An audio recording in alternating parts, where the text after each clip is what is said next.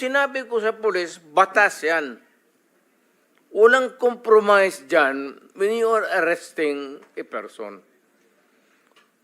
If he resists, pag ayaw magpa-aresto, you have to overcome him. His resistance.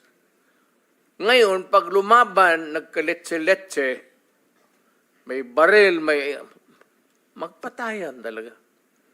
Kaya yan ang problema ng pulis, kaya naawa ako.